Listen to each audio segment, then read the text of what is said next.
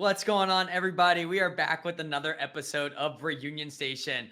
Got myself, Chad Graves. You got Dave Spannhake on the line. Hey And guys. today we are joined by a lady who I've been following for years, actually, watching what she's doing in the BDC world. We've got Wendy Reeves from BDC Angels. And man, am I excited to talk through just all the different things that her and her team do today because, man, if there's never been a critical time for BDCs in automotive, we are standing in it. So, Wendy, welcome to Reunion Station. We're great to have you here. Thank you, guys. I'm really excited to be here. It's been really great working with you in a number of places and the conversations we've had, and I'm excited to share with your audience. Yeah, well, Wendy, you and I have seen each other, I think, every other week for the last, 2 months. It feels like so. It's great to I have you know, back on right? here again, and right on time, another 2 weeks. Yeah. Just as a reminder, everyone who's watching, we like to have these videos be all about companies that we really like in the industry that are doing some neat things that are really complementary to some of the stuff that Reunion does out there, and we really like what's happening at BDC Angels. So, Wendy, first thing we always ask is just a minute or two. What are some differentiators, ROI? What can a dealership expect when working with BDC Angels? What's that experience look like? So I think first and foremost, we probably want to speak to the years of experience that we have collectively in our company. In a time where we, especially the leadership of our BDCs and internet sales departments, might have come into the industry post COVID. They may not necessarily have weathered the different storms that we've had in the industry. And I always like to say we might not be in the same boat, but we're all in the same storm, and we see history repeat itself in our industry.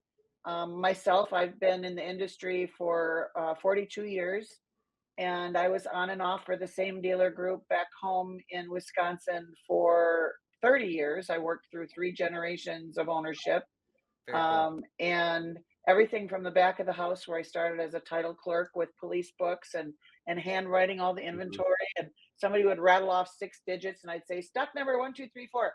But anyway, to our when we launched our first BDC in '07 was with David Kane's help, actually. Awesome. Mhm. And now I've come full circle and I'm in one of the NCM V20 groups as a Yeah, it's one of member, our and leaders in that group. Yeah.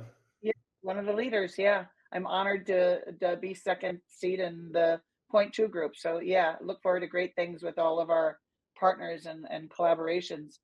Um, but I think that we need to return to what we're doing primarily now. We've always been known for BDC launches and internet department trainings and relaunches and that type of thing.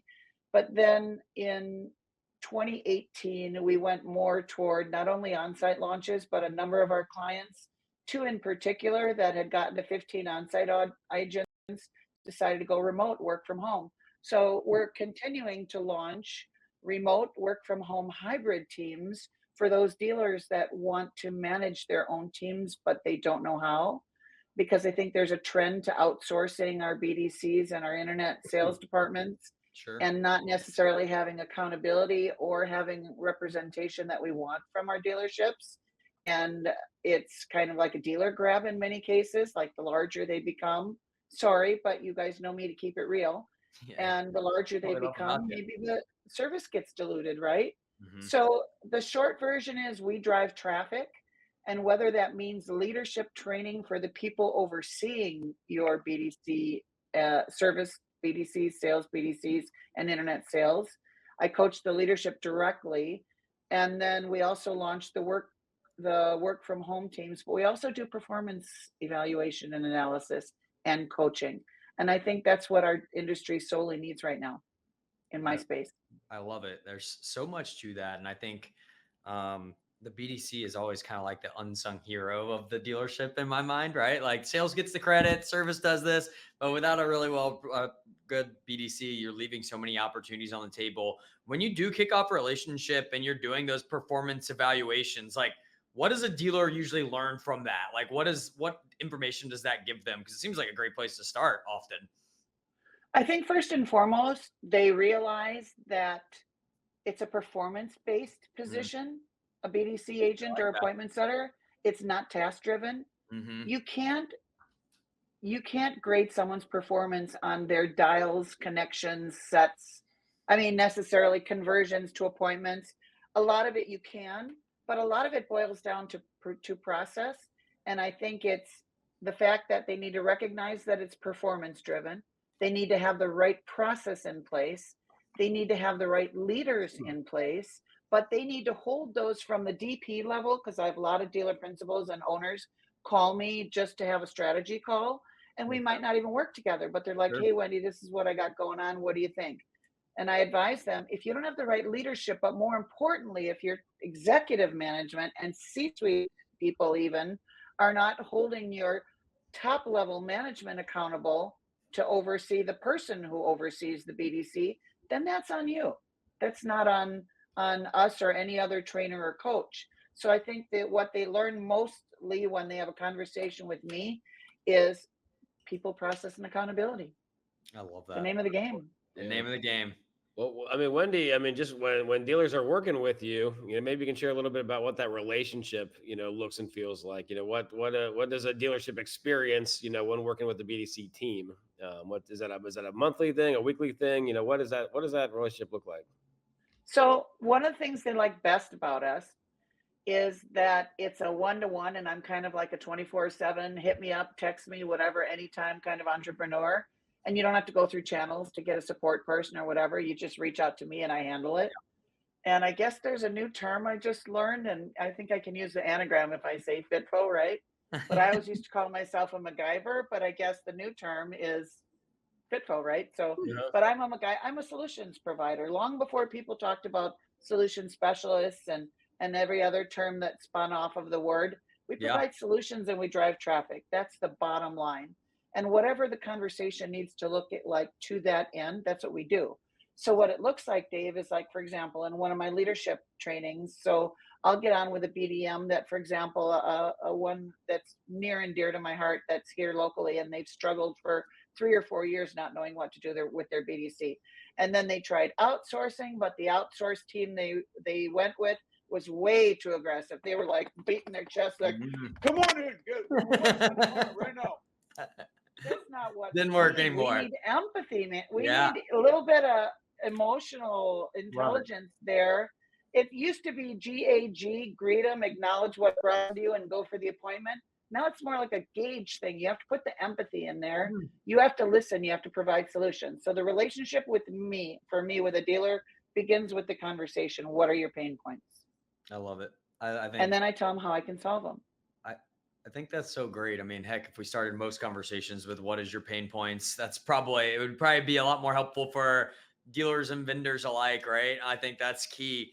Wendy, when we were talking just a little bit before we hit record, you brought up something that I think is pretty important when it comes to your line of work, is like the emergence of AI and how this is tying into BDCs in general. Like, can you maybe speak to a little bit about either, should a dealer be scared of AI when it comes to BDC? Should they be embracing it? How does that look for you, your team, and when you're consulting with dealerships?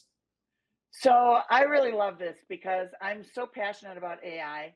Ever since we founded the Human Side of AI, a community in Clubhouse, about in August of last year, and it's really a passion project for me. So I'm cool.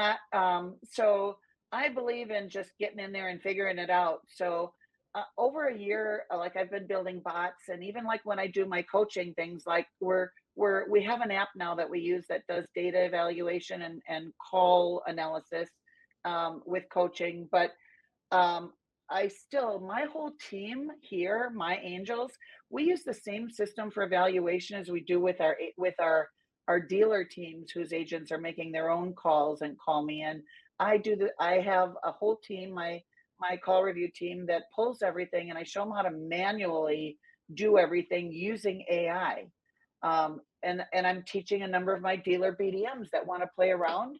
And like even one of my clients, a new Ford client, reached out and he's like, "Hey, do you write radio ads, radio scripts?" I'm like, "Sure."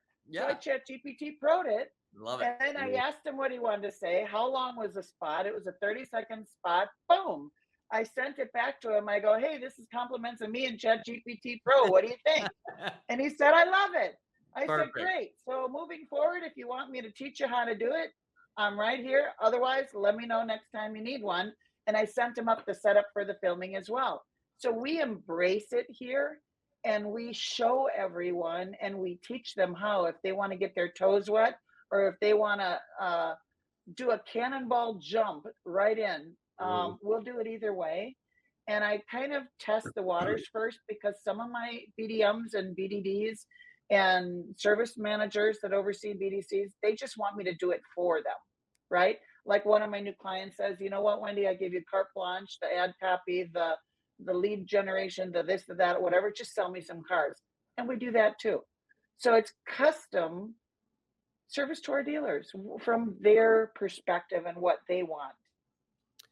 But yeah, this is, I mean, all that stuff. I mean, you guys do a lot, right? I mean, and so, you know, and the way we like to have these videos be short and sweet, 10, 12 minutes, you know, what does BDC Angels do quickly? You've shared a lot about that. So, I mean, we as Reunion, like, love what you guys are doing, endorse you guys. I mean, great company to work with. So if somebody is interested in learning more, how do they reach out to you? How do they find out more?